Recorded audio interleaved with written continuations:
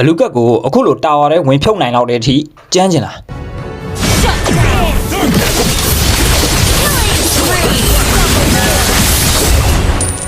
အလူကက်ကိုတာဝါထဲဝင်ဖြုတ်နိုင်တော့တဲ့အထိကြမ်းကျင်နေဆိုရင်တော့ brother တို့အနေနဲ့ damage ရော defense ရောပေါင်းစရမှာဖြစ်ပါတယ်အလူကက်ကို physical damage နဲ့ movement speed မြန်စေခြင်းတဲ့အတွက်ကြောင့်ပထမဦးဆုံး item ကို hunter strike ဆက်ရမှာဖြစ်ပါတယ်အလူကက်ကိုမာလဲမာခြင်းနဲ့သွေးလက်တက်ခြင်းနဲ့ damage လဲထွက်ခြင်းတဲ့အတွက်ကြောင့်ဒုတိယ item ကိုတော့ unlimited ဆက်ရမှာဖြစ်ပါတယ်ဒီမှာတစ်ခုသတိပေးခြင်းတာကအလူကက်ကင်ပြီဆိုရင်တော့ unlimited ကိုမဖြစ်မနေဆက်ပါတတိယ item မှာတော့အလူကက်ကိုသွေးရှည်တက်စေမဲ့ကွင်းဝင်းကိုဆက်ပေးရမှာဖြစ်ပါတယ်ဒီ item ၃ကြောင်းနဲ့တင်အလူကက်ကမာလဲမှာသွေးလက်တက် movement speed လဲညံနေမှာပဲဖြစ်ပါတယ်အလူကက်ကို physical damage အကိတ်ကြီးတွေထွက်ချင်တဲ့အတွက်ကြောင့်၄ကြောင်းမြောက် item ကိုတော့ဓာတ်စိမ့်ဆက်ပေးရမှာဖြစ်ပါတယ်၅ကြောင်းမြောက် item မှာတော့ enemy ရဲ့ကျန်းတဲ့ hero ပုံမူတည်ပြီးတော့ဒီ item 2ချောင်းနဲ့ကတစ်ချောင်းကိုဆက်ပေးလိုက်မယ်ဆိုရင်တော့အလူကက်ကရှယ်ကျန်းနေမှာပဲဖြစ်ပါတယ်